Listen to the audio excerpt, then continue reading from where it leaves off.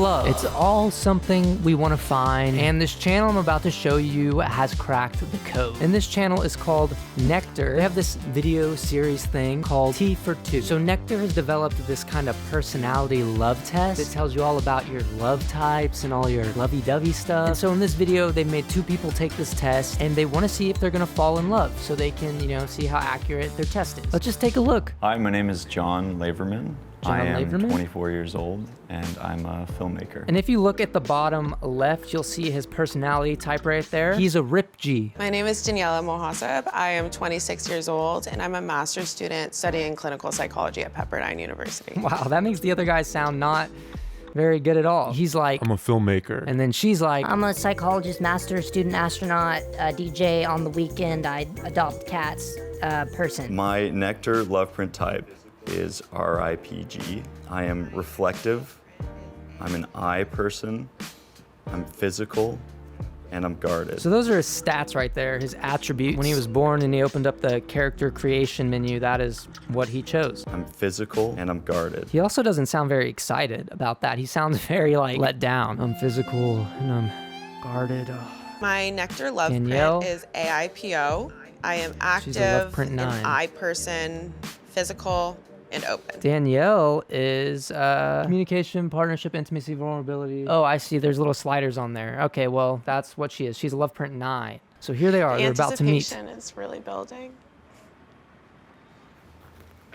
How's it going? Hello. Good morning. Good morning. I'll give you John, a hug. yeah. I'm Nice Daniela. to meet you. Oh, they're going right into a hug. Doing? Ready for some tea? You need to speak louder, John. Ready for some tea? Also, that's a great opening line. Ready for some tea? Are you ready? Are you ready for tea? I picked it out myself. It'll make you feel tingly.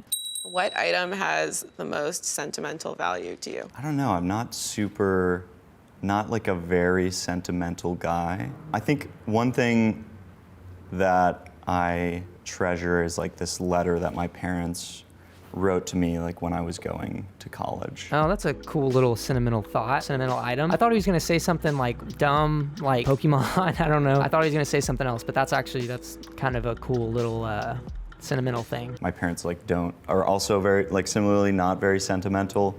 And so it was like very surprising to receive and like super heartfelt and kind of like one of the few instances where they wrote in it about such detail. Sounds like your parents never showed you love, John. That's what that sounds like. It's a special gift. Yeah. When they gave you the letter, did you ever think about like the thought that went into the letter before? Like they both had to talk about it. One of them had to say, He's thinking about this we're on gonna a write a letter very to him. deep level. Yeah. And then one person had to start the letter. Right. And then they had to talk about when they were giving you the letter. Did you No, think about exactly. Yeah. She was thinking about that on like 10 different levels. She was like dissecting that. I guess that's what you get for going to wherever she went. Super fancy college. She's smart, I guess. I don't know what I'm trying to say. How about you? Do you have a sentimental item? My mom had this bee pin. This Like bee when pin? I was a baby, like a little pin Mm-hmm. to put on her shirt of a bee.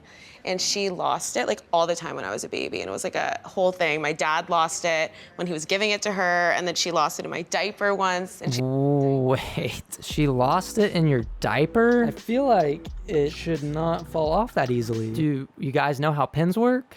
What item has the most sentimental value to you? So that was the first question. So far, I think they are kind of hitting it off. There's like a little hint of awkwardness. I think it's probably always awkward when you're like talking to someone you know you're like on a date with and it's your first time meeting them. I don't know. This isn't as awkward as some of the other stuff I've seen. You two have similar vibes, Yeah, what's a similar vibe? like aesthetic. Okay. Okay. Sometimes it's just unbearable to watch, but these two seem like they at least know how to communicate to another human being. Seems like they have learned how to do that and not be aliens. Physical versus emotional attraction. What comes first? I think physical attraction. I think it's like super important to have the physical attraction. I think Physical attraction comes first. Okay, Danielle, let's see where you go with this. maybe because I'm like dig deep into people emotionally and can just like maybe try to figure them out. I think that that can be built, but I think physical attraction is really difficult to like build if it's not there initially. Yeah. Well, Danielle, I don't know if you knew this, but there are things called gyms and exercising. I would argue that it's probably harder to change someone's personality than their physical appearance. It's kind of that unexplainable thing of just like, yeah, feeling something for someone. So they're both without really knowing who physical they are, people. that kind of I leads see that you on their into little sliders there. that deeper place. So he's saying that you have to find them physically attractive. I think this is what he's saying. You have to find them physically attractive in order to get to a deeper emotional level with them. And I guess there's some truth to that. I think. I mean, I don't know if everyone who's dating and married, I don't know if they all have found each other attractive first. I think a lot of people like people's personalities, or maybe they have a lot of money. Should we go to the next question? She sounded like she was done with that question. We go to the next question. Helen's making me uncomfortable. What is your most terrible memory? What's your most terrible memory? Take your time. Take your time. Give me a good answer. Don't give me a bad one. I was one of the students at USC that filed the lawsuit against the university for the malpractice of a gynecologist. Wow. And so my most terrible memory was when I was with the gynecologist. That is a terrible memory. I'm sorry, Danielle, that you had to go through that. Mine's gonna sound light compared to that now. I hope that your terrible memories I've been are lucky less to not than- have too many terrible memories. I went through a breakup maybe like a year and a half ago. That was pretty rough. Isn't this in like the dating code book thing where you don't talk about your exes on a first date? Am I making that up? Does that make sense to anyone? Does that make sense to you? He's talking to this girl and he's like, my worst memory is losing a different girl. John, I'm thinking about that. Just know that. It's in my head. How did It was with a girl who I like lived with at the time, and yeah, it was super like unexpected. The 2 months where we were broken up but we were still living together was like really rough. Yeah, that is super awkward. You guys were broken up and living together. That is really awkward. that must have Until I been, found a new place. How does your heart feel now? I think I like learned a lot from it. What if she asked him, how does your heart feel? And then he was like, I still want to be with her or something like, I don't know. I was trying to think of a joke and I couldn't, okay? If you were to die right now, what would you most regret not having told someone? Can you read a little and faster, why John? haven't you told them yet? I had a close friend of mine who had a little dating fling with an ex-boyfriend of mine. And it took me a long time to forgive her for that.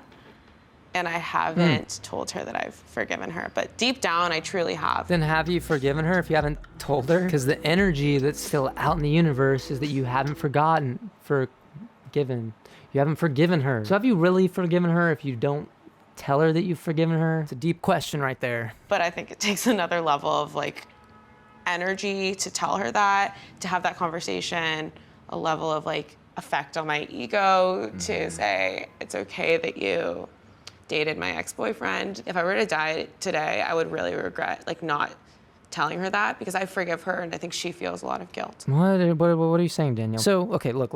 Maybe this is just how I think about things. It seems like it's very dramatic. Like, just text her and be like, hey, I just want you to know I've forgiven you, blah, blah, blah. I don't think it has to be some big old conversation. I mean, I don't have context to everything, but like, I think you're thinking about it way too much. Also, there's no ego in it. Why did you include ego? You just say I've forgiven you. There's no ego there. In fact, I think it's not ego when you say I'm forgiving you. Or are you saying your ego's so big that you don't want her to know that you've forgiven her? I don't get it. I don't tell my brother and both my siblings, honestly. I don't tell my siblings like how proud I am of them and how Okay. much they kind of mean to me. Okay, John. All right. I can respect that. You and I are opposite in that way. I call my sister or text her every day and I'm like, I love you so much. I'm so grateful that you're my sister. And she receives it. Sometimes she's like, just thank you. But She receives it sometimes. Does she just ignore you other times? alternate sharing something you consider a positive characteristic of your partner.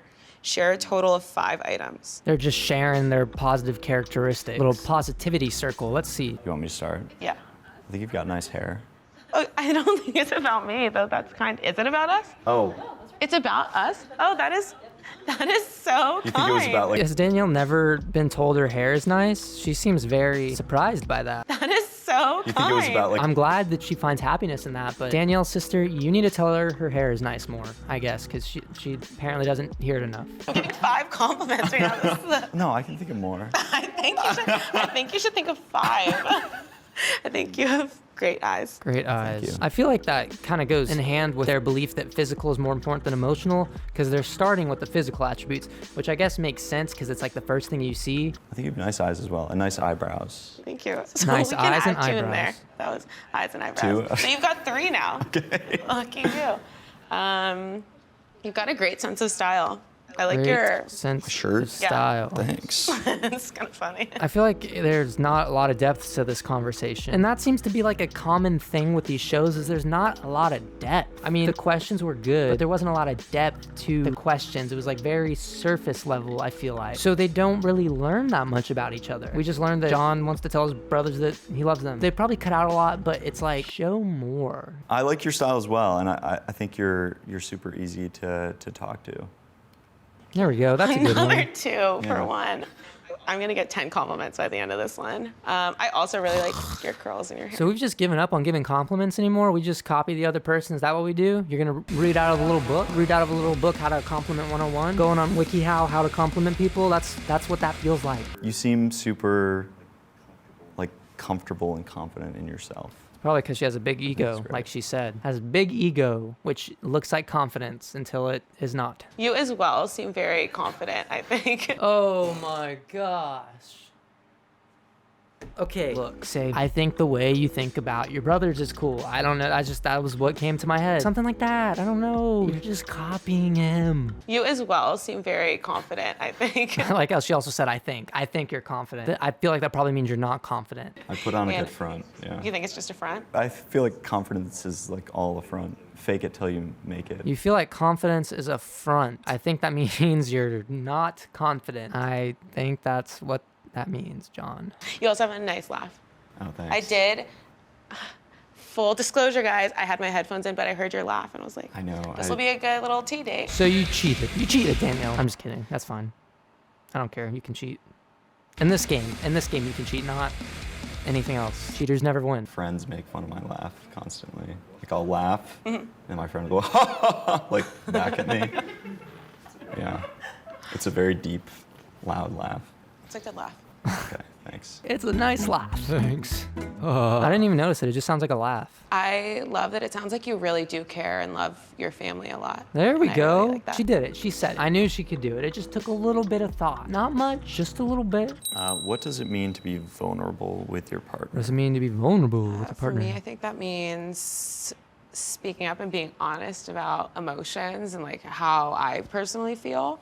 Vulnerable is just being open and honest about everything, I'd agree. I think that's a good definition of vulnerable. whether it's about the relationship or something else that's happening in my life.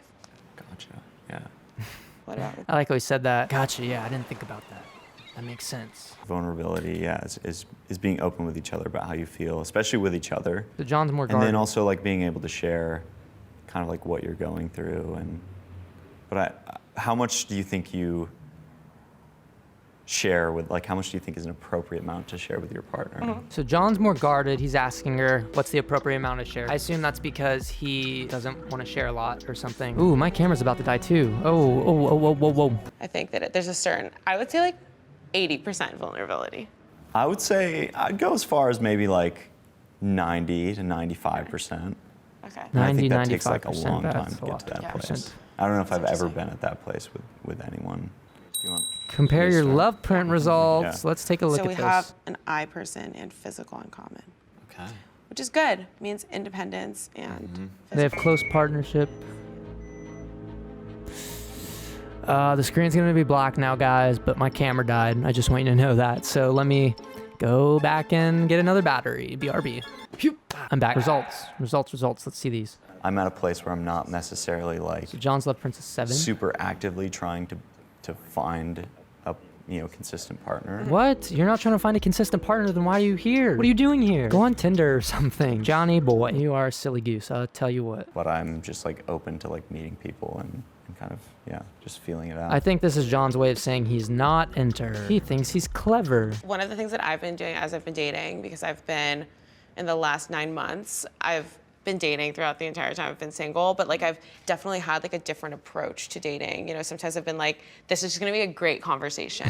But now, like anyone that I consider putting energy towards texting or talking to, I feel like has to have the qualities in a person that I would want in a partner. Sure. Because I think it's really important that there's a possibility that something could grow. I feel like it took her a long time just to say her approach to dating has been finding out if she's into the person. She took 30 minutes to get to that point. All right, you guys are going to experience 4 minutes of eye contact. Ooh. Shut up. 4 minutes. That's a long time. 4 minutes of eye contact? What the heck? That's a lot of eye contact. A lot of staring. They look just like zombies. They have no soul. That's what that looks like. We were asking each other questions and like not paying attention. Danielle, I was can you so please caught show up in the emotion? questions and the Can you answers please that I hadn't like show really like looked at some him. sort So of I had the emo- can opportunity both- to look at okay, there him. you go, John. But it's Thank not you. a bad person to be looking at for 4 minutes. Finally, Danielle, thank you. You guys were scaring me. They were just staring at each other, like with no emotion. Showed some sort of humanity. But now they're going through their post-interview and playing that audio over this part. So, I mean, we get to see what they think. I haven't looked in someone's eyes like that. Good, for 4 Danielle. I'm glad minutes you're not a ever. psychopath. John was so warm and open and caring, and I really appreciated that. You feel like I like those compliments. Those are nice compliments. Spark with Daniela? I would definitely What does say John have she's to say? someone that I felt okay being vulnerable with. After we sat down and after we broke the ice, she's definitely someone I would be interested in getting to know more. That's cool. I'm glad you guys have hit it off. I'm happy for you. I don't know what the love print stuff means, but it seems like it worked out. You now have to make a choice. Now it's You time can for the either choice. Go back in if you feel like you want to continue exploring this relationship romantically, or you can leave right now. If you don't feel What's like it gonna there's a be? true romantic connection that you want to further explore. Oh man. What are you gonna do?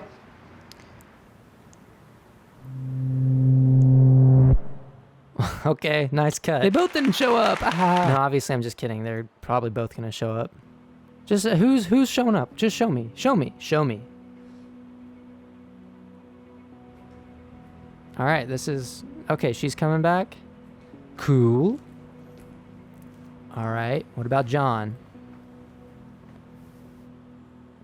Also, how long are they gonna have her waiting there? What if he doesn't want to show up? Is she gonna be in there until she finally figures out he's not gonna show up? Like, would she be there for the next 30 minutes? John, where you at? He seems a little hesitant. I'm sweating. Oh. Hi, Daniela. It Did was they super leave a great note? getting to know you a little bit this morning. What, in the HBO drama series? He left a note? Dearest Danielle, I don't like you. It was super great getting to know you a little bit this morning. You were super sweet, and I felt really comfortable getting vulnerable with you. Unfortunately, though, I didn't quite feel that spark that we both feel we need. I'd love to be your friend, although I know a rejection on a dating show Yeah, probably it's isn't the probably not the best best. foundation for a new friendship, but I wish you the best either way. Dang, that has to be embarrassing. She got rejected on a dating show. I mean, she has a lot of courage going on the dating show in the first place. Also, John, why do they make him write notes as well? That is so extra. I learned that it's still important to be really vulnerable up front and ask the deeper questions. I think it saves a lot of time because you can go on like several dates and not get to questions like this. That is true, even though the questions kind of suck sometimes. That it seems like the common theme in dating shows. Like I said, it's just so superficial. You don't learn anything. You ask like dumb questions. Like if you remember my Truth or Drink video, which you should watch if you haven't, but in that video, those questions were the dumbest questions I've ever heard in my life. And this show is a little bit better. It was a little bit deeper. But anyways, if you want to see another one of my videos, press right here. Thank you for watching, and I will see you next time.